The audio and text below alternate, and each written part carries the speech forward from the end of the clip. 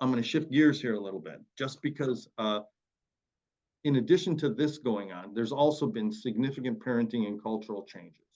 Um, Back when I grew up in the 70s, it was free range childhood, or what my kids call 70s parenting. Kids have always said, I want some of that 70s parenting. And I was like, well, it's not that time. Versus a phone based or electronic based childhood.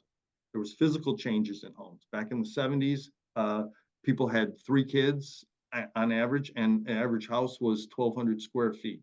By 2023, we have half the amount of kids and a house that's 2,600 square foot. So we have fewer kids, larger homes. I never heard of a bonus room until I bought my first house. I never heard of a playroom. I heard of a playroom, but I never really saw one. We played outside. You had to. There was too many people and the house was too small. Now you can play inside.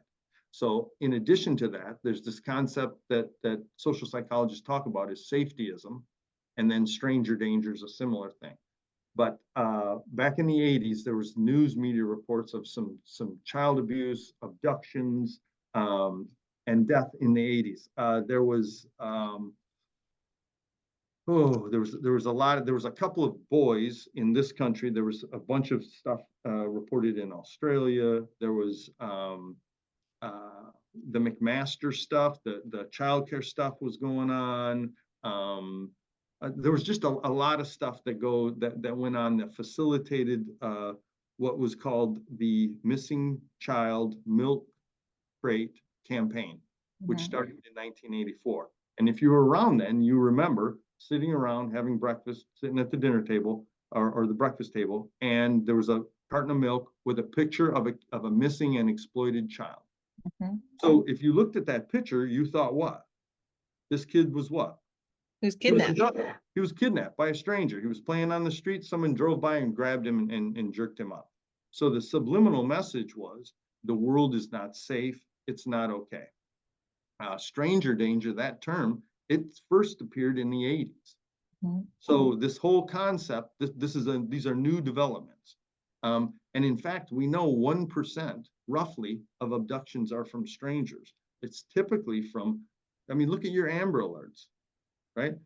That's typically non-custodial parent, family member, extended family member, neighbor. It's typically someone who knows the kid somehow in some way.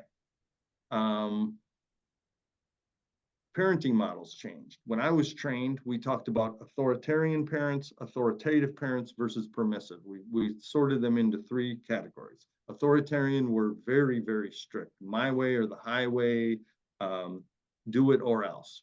Authoritative were more flexible. They cared about feelings, but not too much. And then they had guardrails with kids. And then permissive. And when we were growing up, we loved hanging out at our permissive friend's house because we could, drink, smoke, hang out, whatever, all skip school all day long, because the permissive parent didn't care. Then we developed these, helicopter parents. We also had tiger moms, which did pretty good. The kids didn't have much happiness, but the kids were successful. But then we developed this thing called like a bulldozer parent, which is more of what you see now, which is our parents that think they want to clear out all the obstacles for the kid. So what ends up happening inadvertently is the message to the kid is, I need this help and I'm too fragile or I'm not resilient enough. And then gentle parenting. Gentle parenting really is to target, emotional communication with your kid, talk with your kid about their feelings a lot. We also had all during this time drastic reductions in the rites of passage, what used to be considered rites of passage for adulthood. Getting a driver's license, those numbers are way down. Teens don't get driver's licenses like they used to. We used to see getting a driver's license as freedom, as jumping in the car and going out. Kids now don't. Kids see that as added responsibility. It's a hassle. I took the test, I failed, or I took the test, I made it, and then this guy got in the car, the stranger got in the car, and I freaked out. I was too anxious. So rates have dropped. Working, kids don't have part-time jobs anymore. That's largely due to kids being so scheduled, successful kids being so scheduled. Dating, kids don't date, kids don't attend movies without a parent. PG-13, that the whole point of PG-13 was to say, hey, you're 13, you can go to a movie without your parent. Alcohol consumption, believe it or not, way down. Sexual intercourse, believe it or not, way down.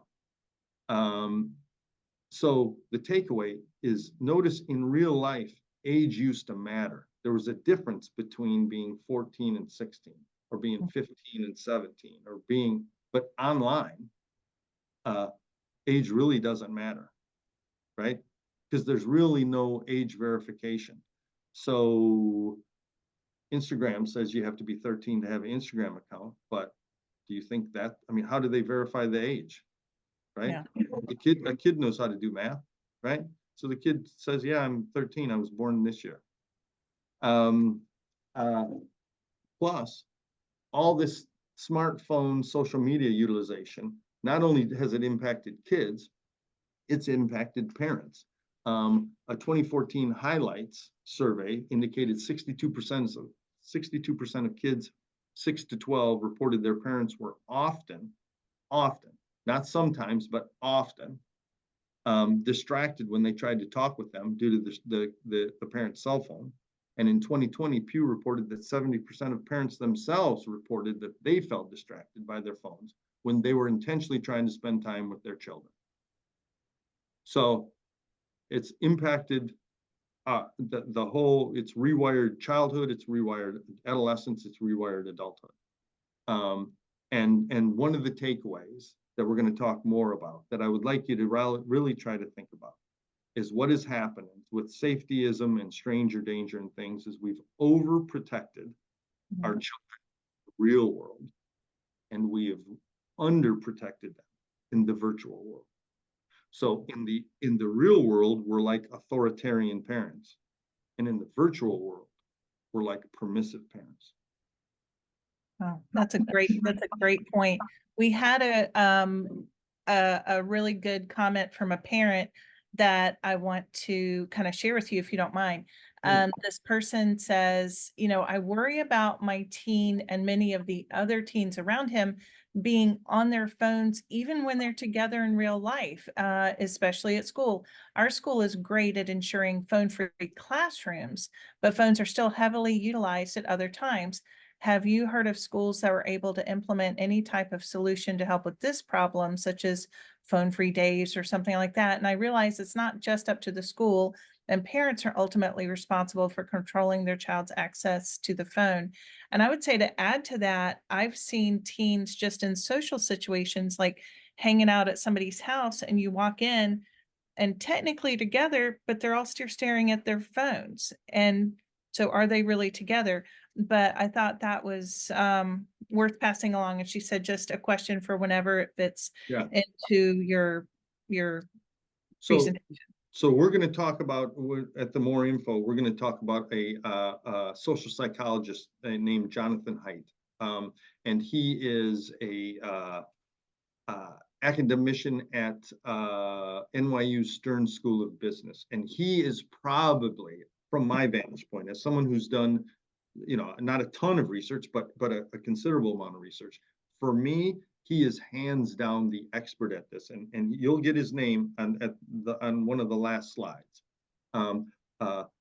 Yes, there are things, and he breaks it up very, very well. There are things that parents can do. There are things that schools can do. There are things that government can do. There are things that tech companies can do, because really, this is a collective, you know, the solutions have to be collective ultimately. So I can say, hey kid, just like that kid, just like that TikTok, you go out and play. You have to be in the front yard. You can play in the front yard, just like I did when I was growing up. Well, how many other kids are there? There's none, because nobody else is doing that. So we have to start, I believe in, we have to maximize the influence that we have. So the recommendations that I have in here are just for what parents can do specifically, but absolutely schools can do so much more. And schools, teachers hate phones, that they don't like them. And in fact, teachers complain that guess who's texting their students while their students are in class and supposed to be learning? Parents. Their parents. and their parents are at work and they're supposed to be working, but they're texting their kid. And I understand that. I did the same thing. But we've got to be part of the solution too. But absolutely, the rates for educational accomplishment with and without phones. I hope I cited there's a group of studies called Brain Drain, and collectively they did a lot of different things, but collectively what they did in a nutshell with teens and with adults and with seniors, and they did a couple of different conditions, but primarily it was learning, recall, and reaction time in general. And they had 3 different conditions: your phone left in the other room, your phone in your pocket and you can't access it, and your phone on the table. And again, like you would suspect, the best scores were for people who left the condition that left the phone outside of the room. The next was people that had it in their pocket but couldn't pull it out. And the worst scores, time and time again, were just simply having your phone out. So I don't want to get too nerdy, but it's for a lot of reasons. Dopamine, there's a lot of different things going on. Alerts, all of this stuff. So schools that typically keep it in a phone-free classroom, they love that. And kids get used to it. And it takes a while. We'll talk about withdrawal effects. But withdrawal effects, start to wane after like 2 weeks, 10 days to 2 weeks. And then sleep, mood, involvement, engagement, things start getting better relatively quickly. I think the problem is parents. I think the reason that schools give phones to their kids during breaks is because parents think that they have to contact their kid. I think. I don't know, but yes, you can go in. We all know this. You can go into any restaurant. The whole family's on their phone. The 2-year-old sitting at an iPad with sound canceling headphones. I mean, are they having family dinner?